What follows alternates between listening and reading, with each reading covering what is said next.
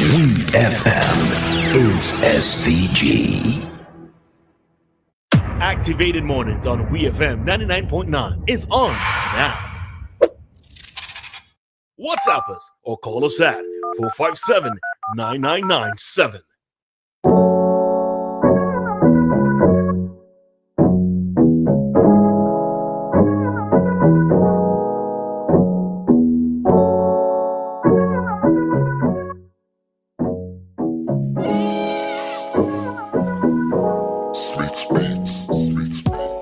We are back. It's another talk segment, another interactive session, another minute with Dianna and Roleza right here on WEFM. Of course, as I said, it is interactive, which means you can call us 457-9997. That's our WhatsApp number. That's our landline number. With that number, you can reach us right here. Call us, and just like that, you're in.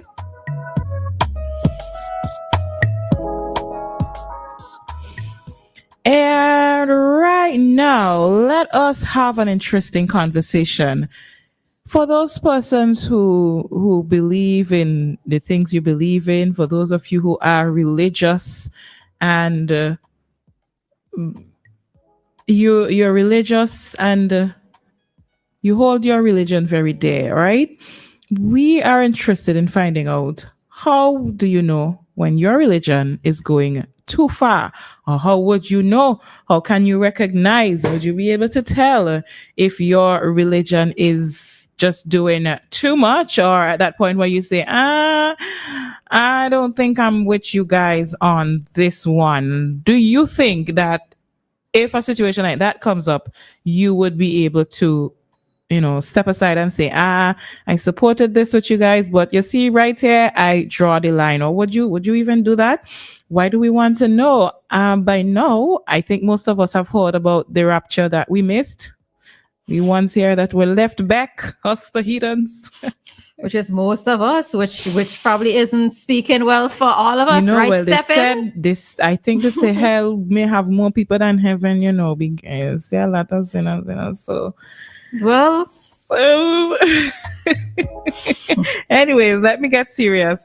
So a pastor predicted the rapture. He's not the first to do so. He predicted the rapture, and well, nothing happened. The persons went to this area, they waited, then they just went back home because it did not happen. Somebody else they went back home. Or went back. They left the area. But the rapture was supposed to happen at a particular place. I thought the rapture was supposed to just happen just like that. Wherever you are, you'll be taken up. Okay, sorry, Dianna. Those people.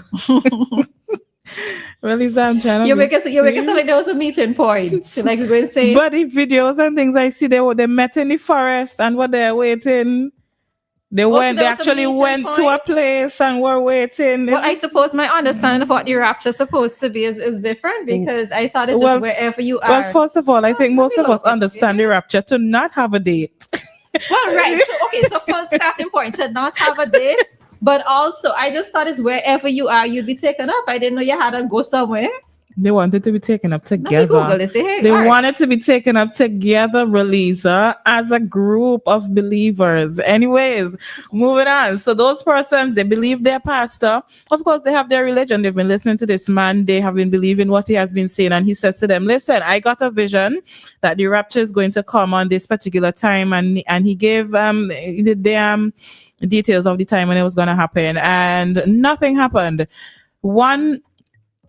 A popular host, Sherry Shepherd, she mentioned that she was a part of a religion before, and a similar thing occurred. Like they were telling her that the rapture is going to come, things like that, and she ended up not paying parking tickets and things like that, and ended up in over I think $10,000, and she ended up going to jail. Basically, she was arrested because she was saying, well, if rapture come in, I ain't paying this. Why do I need to pay these things? Why am I gonna pay my light bill? Why am I, really? So I mean, like, why you going to university and study and rapture going to happen? Why would you go and pay your loan? Tell Lord, that's going to be taken care of. So she had that belief and she didn't pay anything, and obviously she fell into some trouble and she was arrested. And that's just two. Those are just two cases of the rapture. There's another one.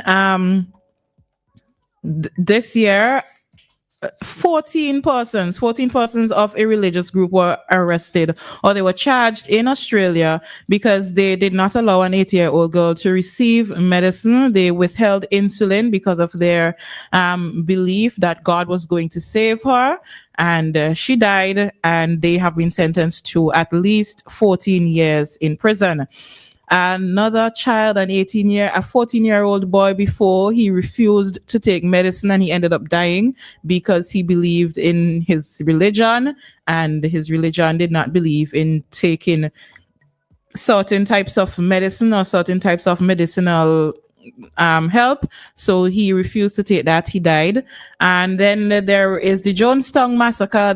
And you could have many of these similar things to the Jonestown massacre, where a religious leader encourages people to drink things and they died. Over 900 persons died in Guyana in 1978 when the People's Temple cult headed by Jim Jones, they drank something and they all died together.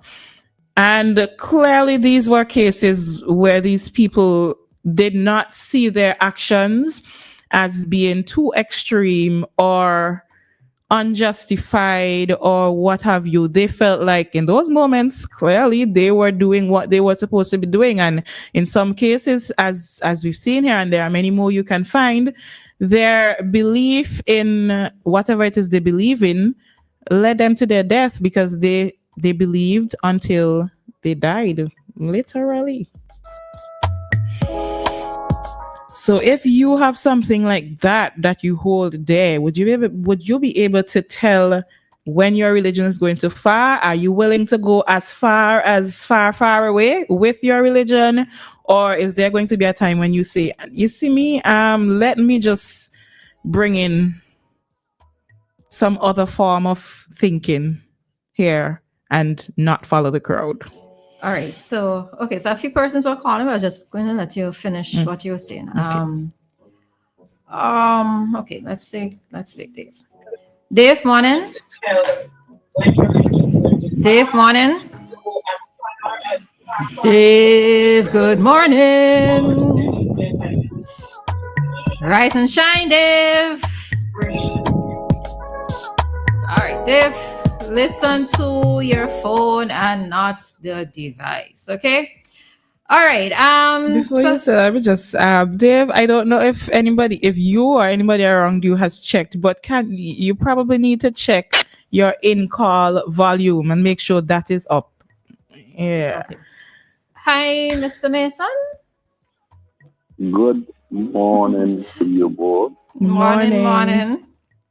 Let me hear the strength in your voice. Let me hear it. Thanks for your concern about me and my health. I heard you yesterday morning. Thanks, Mommy. You're welcome. Now, as I said, I try to keep away from politics, but sometimes, you sit and you listen. Now, I lived in England under 7 different prime ministers, starting from Harold Macmillan, Harold Wilson, Ted Heath, Margaret Thatcher, James Callaghan, and Tony Blair. And honestly, I don't think none of them has done as much or more for England than our Prime Minister here has done for us in England. A lot of people talk about different things. There are lots of different things I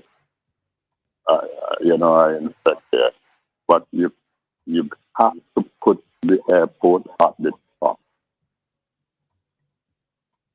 One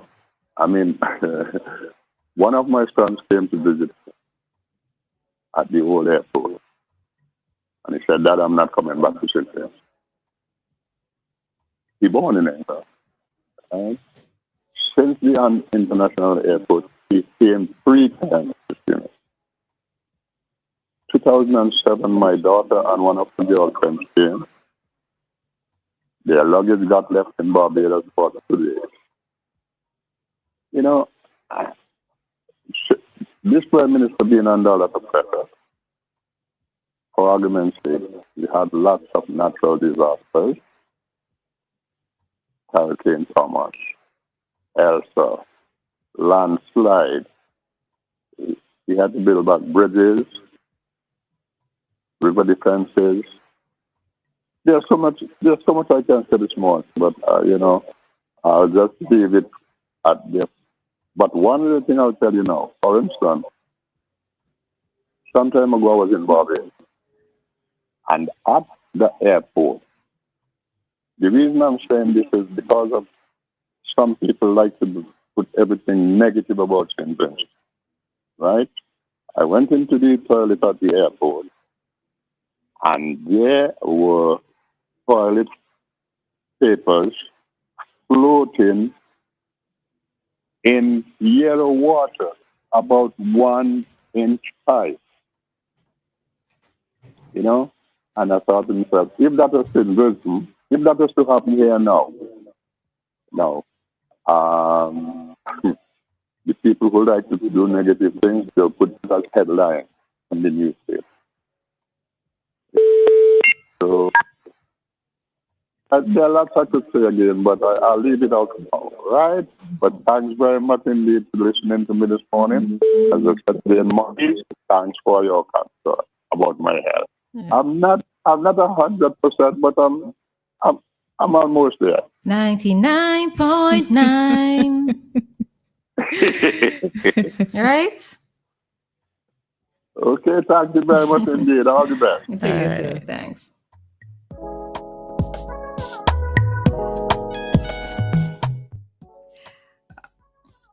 Okay. All right. So back to the topic. So how do you know when your religion is going too far? Now, okay. So I do, and it was a question that I asked last week when we spoke about this whole rapture situation, right? And apparently the assembly point is in the air. I Googled it. The assembly point for the rapture is in the air. You'll be called up to meet him in the air. There is no specific meeting place. So I don't know why people went in the forest in the first place. To go together, like you watch Titanic so and the husband, so Titanic and they lie down together to go. Yeah. So imagine me and you go in the forest, right? To be called up. And you get called up and I stand up there waiting to be called up. Holding hands, I'm going to pull you up. Oh, it's like that. Okay. All right. Anyhow, I do find it silly. Well, with regards to this rapture thing, as far as I'm concerned, nobody knows when it's supposed to happen. So the fact that persons were doing things, acting as if their world was going to end on a particular day, as in not paying bills, not doing this, not doing that, was silly to me, right? And I think that is where it is. I have a problem where persons use religion as an excuse to do silly things, right? Somehow, sometimes with some persons, definitely not saying with all, but common sense seems to go out the door, right? Their thought process no longer exists. They are no longer thinking as rationally as they definitely have faith. I believe in having faith. I believe in having a leader to, let's say, guide us in a spiritual way. But I also believe in questioning things. And I really don't care who it is, but you are supposed to question people. If you have somebody who's in charge of a church or in charge of a denomination or whatever, if they somehow don't ask you or allow you to ask questions, then something is wrong, right? That is how it is that I view it, right? I can't be attending a church and I can't have a pastor, just like how I can't have my mother saying, because I say so. Morning, mommy, right? Because I say so. That doesn't fly very well with a lot of people, right? And to me, if you are going to be telling persons because I say so, or there should be a reason to question things, it means that you are suppressing my thoughts. Yeah. And suppressing my thoughts, I don't think that is what religion is supposed to be about, all right? I see somebody calling. I would finish up after this call. Queens, morning. Morning. With Dianna, you could now the perfect time for you to migrate to Barbados. Win calendar will help you get a radio job over there, and you could get Queens, to expand wouldn't your tell you that. drama skills.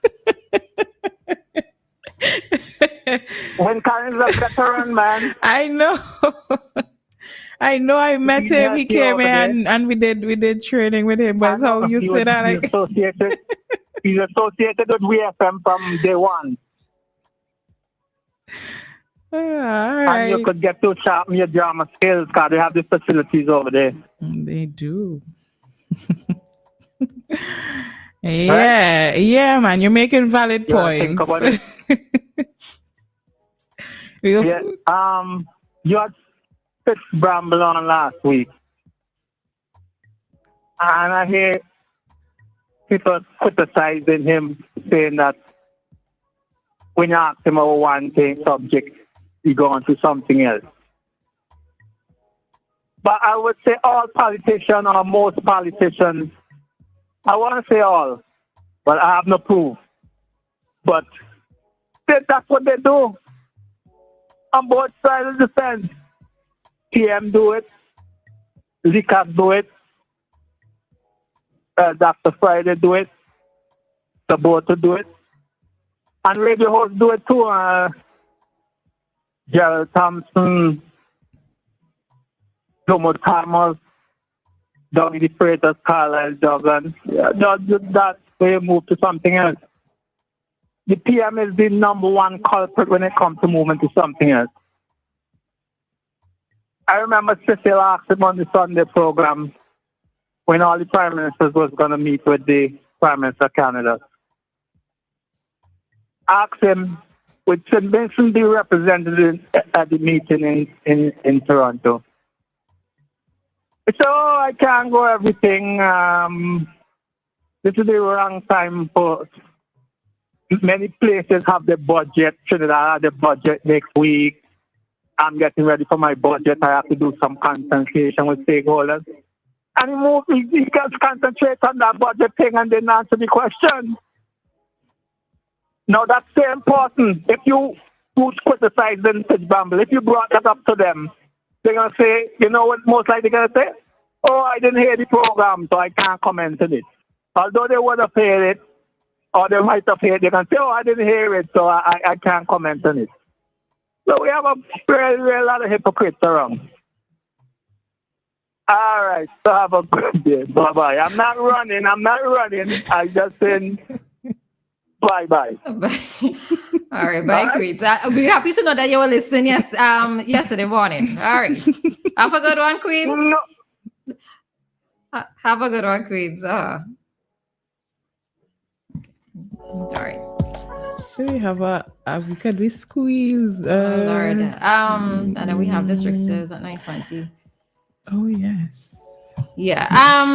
All right. Let me just end quickly. I see the call coming, Coach, but we won't be able to take it as we have to head out. When it comes to medicine in particular, I don't necessarily like hearing of persons denying themselves medical treatment. In the case that you're making reference to, the person was a Jehovah's Witness, and Jehovah's Witnesses don't believe in blood transfusion, which is why the 14-year-old died. There are times when I have to stop and ask, did God put man on earth to invent things, to create things, medicine being one of them? And if God has instilled that knowledge or instilled that gift in humans, which can be used for the betterment of other human beings, then why wouldn't you accept it, right? So when it comes to medicines and so forth, I don't see why it is you would deny yourself medical treatment on the grounds of saying that it's bad or whatever. There are times when God puts other humans in our lives to make things better, and denying yourself treatment is, it's just one of those, but I suppose we would have to get a bit more in depth with that conversation at another time. All right. So, yeah. Well, it is 9 o'clock on the dot. So we are going to head out of this talk segment. It's time to bring to you today's ECCB currency exchange rates. 99.9 WEFM.